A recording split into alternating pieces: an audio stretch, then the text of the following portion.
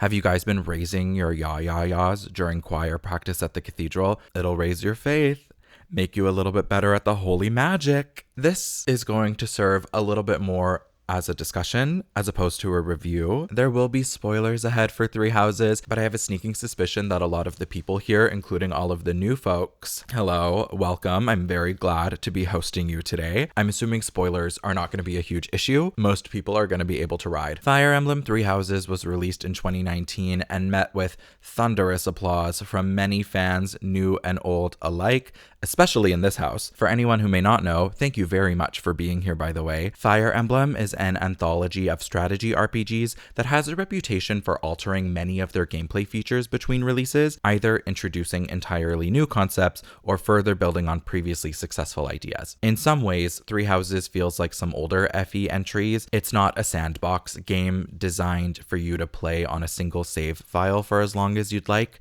Awakening or Engage having infinite ancillary battles for you to really beef up your characters. Here, as long as you interact with the game, the story pushes you along no matter what. The gimmick in Three Houses is that it takes place at a military academy, employing a calendar system that bears similarity to Persona's. It's not as involved in terms of how you spend the days, but you have a choice every week as to what to do, and at the end of the month your party goes on their mission, and then that's really how the plot keeps moving forward. Here you assume the role of Byleth, mercenary turned professor. The game's main conceit is in the title. There are three houses for you to choose from that alter the story and how the game is played.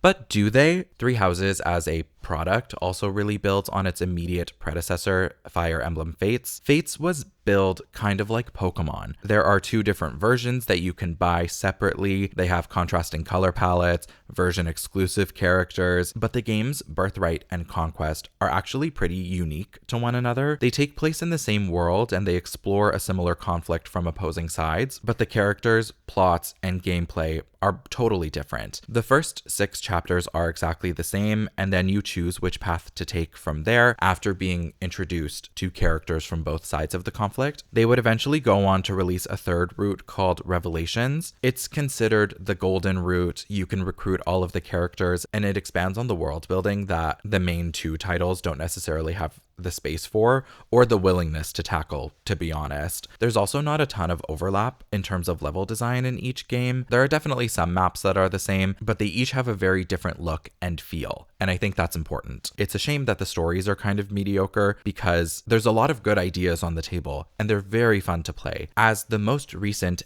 FE title that wasn't a remake, Fates sets the expectation for Three Houses, another game that presents the player with the option of 3 different routes, 3 unique experiences, with the game's director going so far as to say that each path will take 80 hours to beat if you don't skip any of the dialogue or cutscenes. This aspect has kind of been talked to death. The game is nearly 6 years old and it has an abundance of plot issues because the story is quite disjointed and told in a really funny way. In my opinion, Three Houses does not necessarily deliver on its concept. Despite having 4 routes, because one of the routes contains a split, Three Houses is quite repetitive. I would argue that it's more similar to Pokemon than Fates is. There's a trading element, technically, by recruiting other characters, but the scenarios are virtually the same. They're just told from a different perspective. Three Houses is split into 2 different parts, the school phase and the war phase. The school phase is called White Clouds, and up to chapter 11, each route is identical. Then they have different war phases,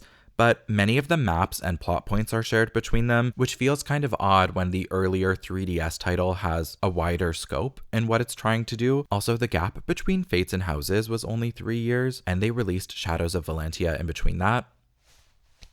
I'm just saying, I'm hoping we get news for a new title. I can't afford it. I have no money. I'm in my broke student era. So if you want to subscribe, turn off that ad block. There's a Patreon, there's a coffee down below. If you're interested, this is not a unique take by any means, but despite the overwhelming similarity between the routes in Three Houses, the game really shines because the cast is good. The cast is really good. There are a couple of duds. They can't all be winners. Writing is hard. Being a creative is hard. Not everyone in the class can get an A+. You know what I mean? And that's what's enticing a player to come back and replay. The dynamics that the characters offer really is what makes the game successful. I think it's the biggest strength of Three Houses. The way Three Houses tells its story is convoluted, to say the least, because Three Houses really hangs on to its own mystery. I'm not confident that the payoff of how the story unfolds is necessarily as strong as it could be, but the major differences in plot really come from getting different aspects of world building and lore in each of the 4 routes that really serve to complete the picture of what's going on in this dispute, which for some people, that was enough to replay the game 4 times. Guilty, but for others, it's insufficient, and I understand why. I'm a Three Houses lover, but not an uncritical one. I have the special edition. I don't think I ever followed up on this because I was looking for a special edition for a long time. I obviously bought this like over a year ago, but look at her. She's so pretty. One of my prized possessions. Oh no. Oh, if the new Fire Emblem has a special edition, that's going to be really hard for me because I have the other Switch special editions. Oh, I'm going to need it. I'm going to need it. Oh, please hit up the Patreon. I need a second job. That's really what needs to happen. Also, Switch 2 reveal. How are we feeling as a culture? Three Houses sets up a difficult challenge by really wanting to tell this war story that has deep historical roots in this world, while also giving especially the main characters enough to do that satiates their own personal interests. I think it does it to varying success between routes, but we'll get into why. This, in my opinion, leads to a somewhat uneven experience because you're playing the same game from multiple experiences, but you already kind of understand what's going on with the other houses by virtue of playing the game. Like, Edelgard and Dimitri are fighting, and without playing the other's route, you can easily glean the motivations that are at play, especially if, like me, your first route played is Crimson Flower and Edelgard is the aggressor. The other parties are just defending themselves. So each house offers a similar narrative experience, but I think even the party compositions bear similarity. I think that each class is designed to have comparable character utility, but variations in the unit's personal skills and proficiencies are what really makes them stand out from one another. Each class has 8 students, they're all led by Byleth, and some of the roles are pretty easy to identify as the same. For example, each class has a designated mage character. Each class has a healer. They have an archer. Three Houses does have a pretty open reclassing system. You can make a character whatever you want, and most classes can use pretty much any weapon. There are some limitations in what classes can use magic, but if you follow the canon class progressions, these characters are following the same path. I would also argue that each class has a designated guy on a horse, but then the through lines start to become a little less clear. For the rest, I would say that there's a guy infantry unit and a melee girl who may or may not end up on a mount. It could even be more accurate to say that the Blue Lions is missing an axe brawler equivalent, Black Eagles lacks a dedicated horse girl, flying or grounded, and the Golden Deer doesn't necessarily have a speedy sword fighter. Obviously, we have the Lords and their retainers. The Lords end up being the second main character alongside Byleth, and their retainers have a large degree of plot importance, except in the case of Hilda, they can't defect, like you can't recruit them to other houses. There's the most variation in the Lords and retainers, but if we look at this lineup, 3 of them are axe users primarily. Claude's is the only Lord class that I really like. He uses bows, he ends up on a wyvern, and he has a budding talent in axes, which is fun. All of the Lords are also good at using swords, but be so for real, who's training them in swords? That is to say, Claude can use his entire kit in his custom class. Edelgard and Dimitri, on the other hand, dust for dessert. Edelgard's custom class is an armor unit, but it's actually criminal that she has a full spell list of dark magic that she just can't use. I mean, she's already really strong, but having an armored mixed attacking class would have made her so unique, and I think it's what she deserved. For Dimitri, I think it's only a little bit annoying that he has a budding talent in riding, but doesn't end up on a horse. This is not that irritating to me. I think it fits with his character to be an infantry unit, but it would complete the symmetry of each Lord specializing in a different weapon and movement type. I don't have much of a take on the retainers. Hubert gives the Black Eagles an extra magic unit. Dedu is highly defensive. Hilda is similar to Petra in that you can either make her a grounded infantry unit or you can make her a wyvern rider. Both classes could be considered canon for them based on a character outfit thing that I mentioned in my Dorothea video. Anyways, I've said my piece about the systems. Let's talk about the plot. As I've mentioned, White Cloud Clouds is part 1 of the game. It's the school phase where everything is peaceful, and as Byleth, you're mostly leading your class in smaller skirmishes against monsters. There are 6 key factions at play. So there's Byleth, and by extension, their dad, Geralt. They're kind of doing their own thing, but as the main character, Byleth exhibits a lot of importance in the story, and because of self-insert plot treatment, their choices really define the plot. Then obviously we have our 3 houses, the Black Eagles from the Empire, the Golden Deer from the Alliance, and the Blue Lions from the Kingdom. 3 different nations in the continent of Fodlan that are generally peaceful, but, you know, a big disruption could have them at odds with one another. In the middle is Garrick Mach Monastery, which is run by the Church of Saros, the main religion in Fodlan. Lady Pope Rhea is the figurehead of that, and she also has an army of knights. This is not necessarily a secular world. The church certainly has a lot of political sway, and this will be important. And the last group are the Agarthans, who are a secret underground body-snatching mole people. On the surface, the plot is about the war between the 3 nations, but the undercurrent is that the turmoil is the result of an age-old feud between the church and the Agarthans. Important to note that the kingdom is arguably the most faithful, the most buddy-buddy with the church, and the empire is begrudgingly involved with the Agarthans. We're going to try and speedrun through the plot of White Clouds, and you're going to notice that of these 6 players, some of them are much more forward than others. I'm not going to say what conclusion I've drawn, but I'm sure you'll get where I'm going. The game opens with a scene of Rhea fighting Nemesis however many centuries before the plot of the game starts. We meet Sothis, who's a little dragon goddess living inside of Byleth. The prologue introduces us to Byleth, their father Geralt, and the point of this chapter is to serve as a tutorial and introduce us to the lords before we pick a house. Chapter 1, we pick a house. We participate in a mock battle with the other houses. It gives you a sense of the units that you have, not huge plot importance. This is after Byleth has been invited to be a professor at the monastery. Chapter 2 is about cleaning up a group of bandits. It's emphasized that it's the students' first time fighting a real fight on a battlefield where the aim is to kill. Byleth is confirmed to have time travel powers through Sothis, and we get some info about the Agarthans and what they're doing in the background to really set the war into motion. A key figure is the Flame Emperor. I forgot to mention this, but a key aspect of the game is that a lot of people inheriting their houses are at the military academy this year, including the heirs of the 3 nations. They're all conveniently at the academy at the same time. Not super relevant, just interesting to me. It's fun. All of the important people should be around. Chapter 3 is about stopping Leonardo, who is working with the Western Church to rebel against the main church. So we're starting to see that there's discord in that institution. We're also introduced to Catherine. She's one of Rhea's knights. And the key aspect of this reveal is that she has a hero's relic, which are an ancient, very powerful weapon. Leonardo is Ash's adoptive father. Ash is a character from the Blue Lions house, so obviously the stakes are raised and the insights are different if Ash participates in this battle. Chapter 4 is about a supposed assassination attempt, but it's really preventing looters from taking stuff from the monastery. This is where Byleth is really established as the chosen one because they get the Sword of the Creator, which is a very cool whip sword like that one character in Soul Calibur, and there's some confusion because in order for a relic to work, it needs a crest stone in order to act as its battery, but the Sword of the Creator doesn't have a crest stone, and Byleth is the only one who can wield it. I don't know what that means. Who can ever be sure? Chapter 5 is about stopping another group of bandits.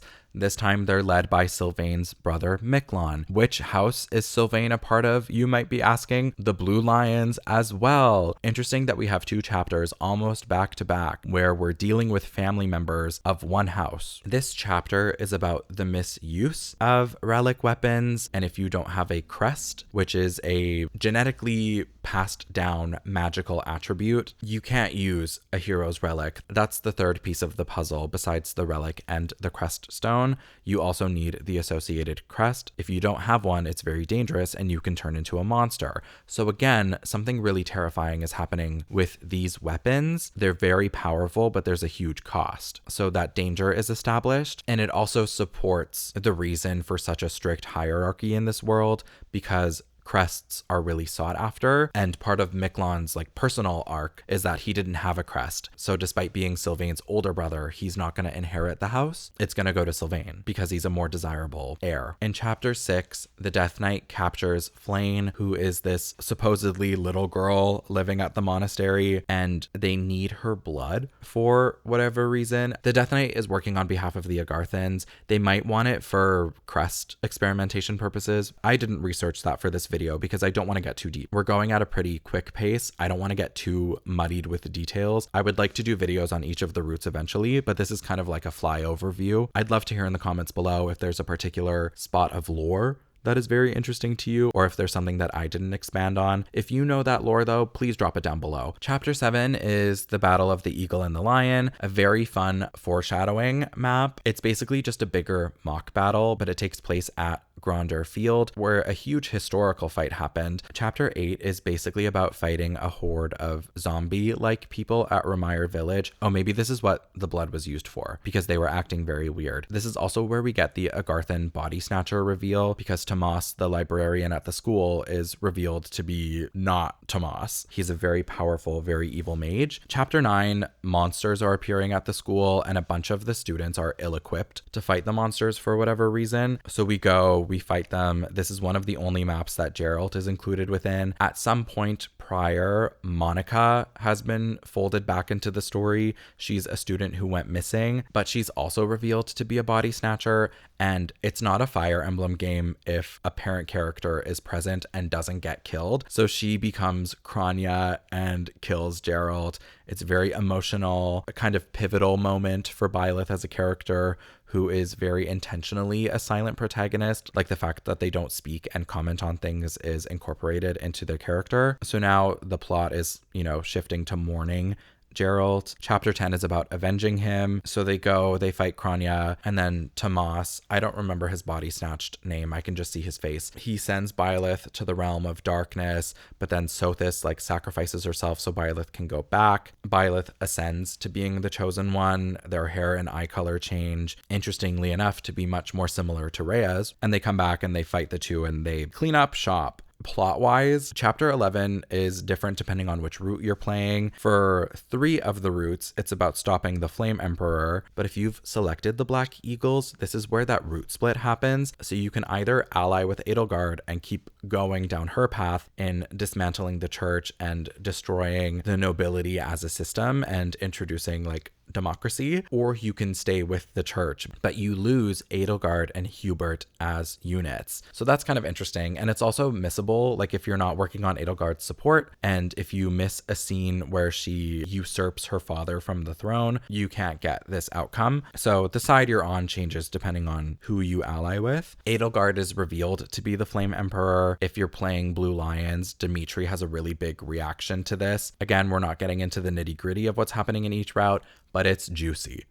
It's juicy. Chapter 12 is then a fight at Garrick Mach. Again, it varies depending on routes, but this fight is mostly just about getting Byleth to fall down a cliff or whatever so that there's a 5-year time skip. And then that takes us to part 2, the war phase. Again, we're only going to broadly cover the details of each route. I'm not going to go chapter by chapter this time either. Thank you to everybody who's been participating in my polls for the last little while, but I appreciated everybody, especially those who left comments on my poll where I asked which route was your favorite. A lot more Verdant Wind support than I was expecting. Azure Moon being number 1 makes a lot of sense to me. Verdant Wind being number 2, not super surprising because it doesn't shock me that Crimson Flower and Silver Snow were the least popular, so it makes sense, but I thought the gaps were going to be a lot bigger. And thank you to everybody who left comments, because I have a very different opinion on Verdant Wind than some of you, so I feel a little bit more charitable just based on your guys' opinions. Now we're on to chapter 13. This is where one would expect the game to really branch out, but it doesn't. The progression of each route is very, very similar. The general sort of plot is that there's a focus on maintaining Garreg Mach as this central stronghold. It's a huge building at the top of a mountain. It's a very powerful military position. And then I think each route has a chapter where they secure the Bridge of Myrden, which is a major supply route on the edge of the Empire and the Alliance. Then there's capturing Fort Merceus, which is in the kingdom, I believe. And then depending on which side you're playing, there's a couple chapters in each of the respective capital cities as you take out your opposing forces in those places. And then the final chapters are generally unique. Verdant Wind is the Golden Deer route and Silver Snow is the Church route. They're pretty much identical, except Verdant Wind has the iconic post-time skip Gronder Field fight, and way back when, this fight was shown in one of the trailers as the reveal that there's a time skip and there's a huge fallout outside of the school setting. So this fight is very iconic. Kill every last one of them!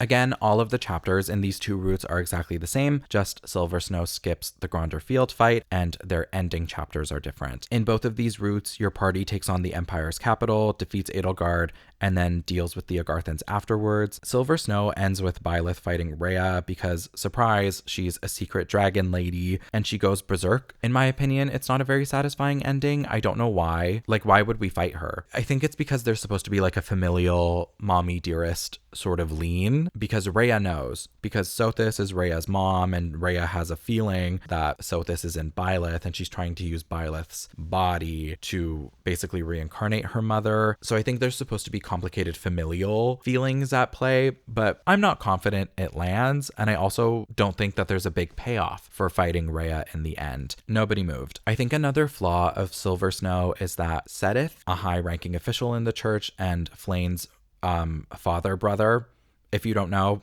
I'm not going to tell you.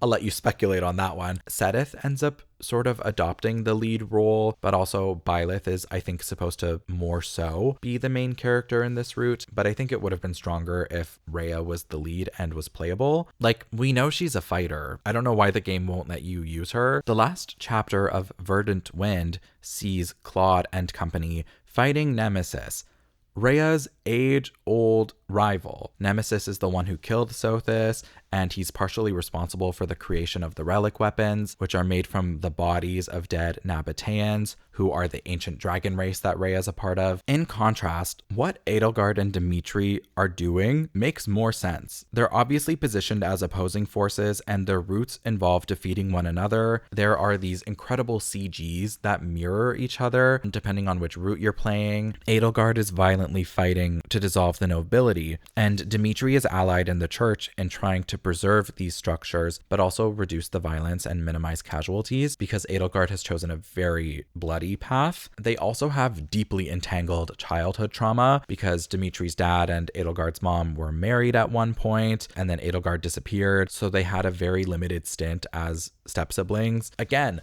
the lore runs deep. Meanwhile, Claude is kind of just observing. I find that he only takes the lead in Verdant Wind just because the player has chosen him, but I think there are more interesting things that he could be doing. He's from Almyra, which is a country to the east of the Leicester Alliance. His mom ran away from home to be with his dad, and then Claude appeared as the heir to his house many years later, kind of just out of the blue, and this goes almost entirely unexplored. A general sentiment that I agree with is that Claude is framed as an underhanded schemer throughout the game. There are little hints that he's not necessarily trustworthy, but his actions are all pretty ethical and able to be taken at surface level. Like, he doesn't act very often with ulterior motives, and I just find that he doesn't really have much to do. He takes on Edelgard kind of out of obligation, and he has this Agarthan Nemesis plotline for no reason. I think it would make more sense for Nemesis to be taken on in the church route. Rhea is the one who has a bone to pick with him. Pun fully intended. And I think it maybe could have been more interesting for Claude to fight Rhea at the end of his route. Generally, though, I would have liked for Claude to have some equal pull in this conflict, although I did get a lot of feedback from people saying that they appreciated Claude being more of an outsider, so that's an angle that really wasn't on my mind. Azure Moon is the Blue Lion's path. It's similar to Verdant Wind, but it involves taking back Ferdiad from the Agarthans. They protect the Golden Deer, and more focus is placed on defeating Edelgard. The actual final chapters of this route are the Edelgard chapters. Verdant Wind and Silver Snow just have them a little bit earlier. Basically, the Edelgard Flame Emperor reveal caused Dimitri to really go crazy, and he spent the time skip just crashing out. Also, his boyfriend disappeared and is assumed dead.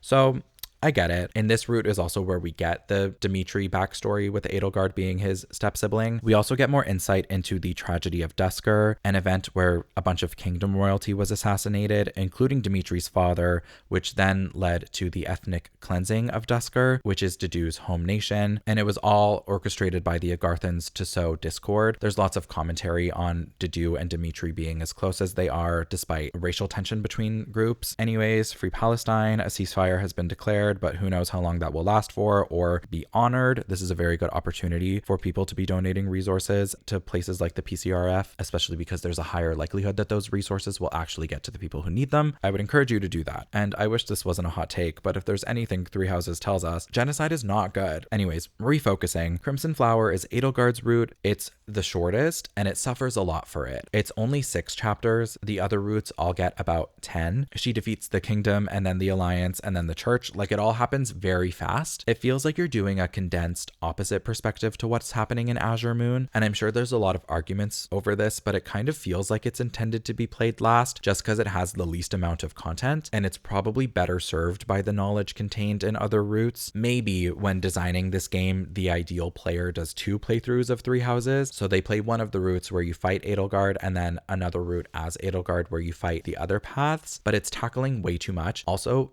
Edelgard, despite working with the Agarthans, she doesn't like them, and this route doesn't tackle it, and it even concludes with the notion that there's more work to be done in that regard. And not that I'm necessarily vouching for more repeated maps. I think that's a weakness of this game, but I think it would have been really good for Edelgard's plotline to pursue that. It ends with her fighting Rhea, which is narratively satisfying because they're positioned as foils to one another. Edelgard is technically a long gone descendant of Rhea's because they both have the same crest. They have very different views. Rhea represents like institution, tradition. She's also 8 billion years old, and Edelgard is this young ingenue coming up with dangerous new ideas like democracy. So that's interesting, but it's not explored enough. Also, they don't do the Gronder Field chapter in this route, which, like, geographically it makes sense. It's justified within world why that wouldn't happen, but it's very iconic, and it's sad that this route doesn't really have an equivalent. In case you haven't noticed it, I am arguing in favor of the Blue Lions being the most cohesive route from beginning to end. Obviously, they don't tackle every aspect of the plot. It just ends up being the route that makes the most sense, especially because the game is so similar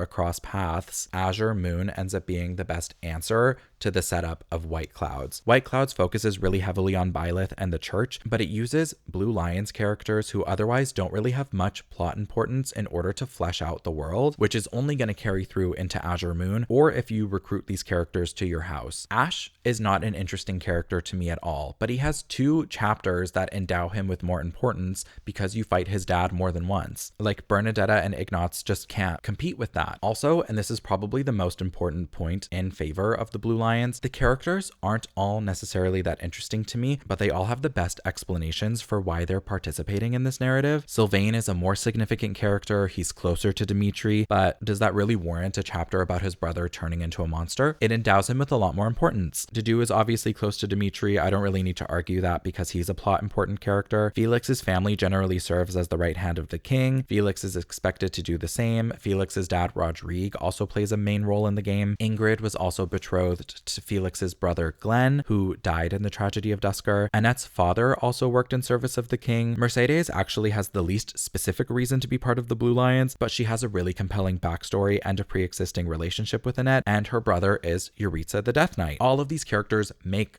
sense. I think a major flaw of Three Houses is that it is so political, and generational trauma is the crux of what's happening here, but we hear more about families than we see them, and I think that's a huge mistake. I think if there's even a semi-important lore character, they should have a design and we should know who they are. I think it's huge that 5 of the characters have family members who are depicted in the game and play decently important roles, and each of the other routes I think only have 3 max.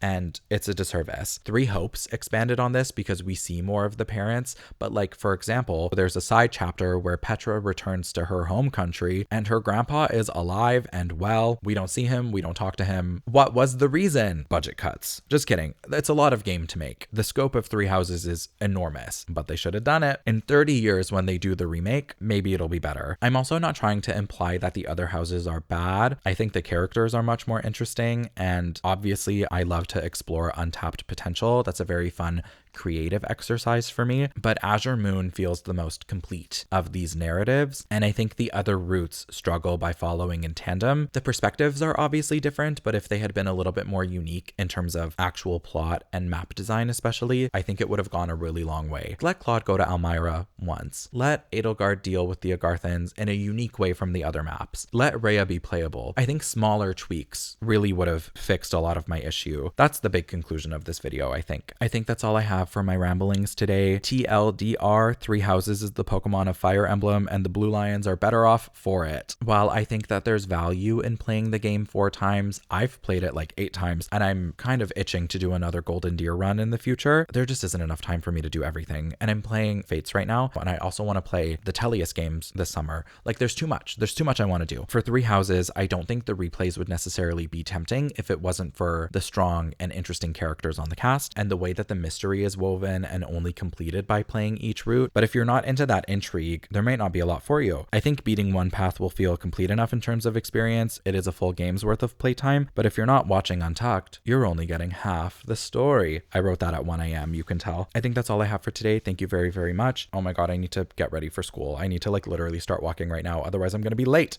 Thank you. Subscribe, comment down below. Did you like this type of video? Still kind of a review, still getting into the plot, but it's a little bit more of a discussion, more so than like a game review, and it's a little bit non-specific. What's your favorite route in Three Houses? Why? Be polite in the comments if you disagree with someone. Keep it civil. Where are my Edelgard stands in the chat? Because despite thinking Azure Moon is the best, Crimson Flower is my favorite, and I wore my little flower necklace today. I'm kind of itching to do some Patreon exclusive content soon. It's going to be more in progress stuff and kind of behind the scenes things. Feel free to check it out. I appreciate all of your support. Thank you for being here. I hope you enjoyed.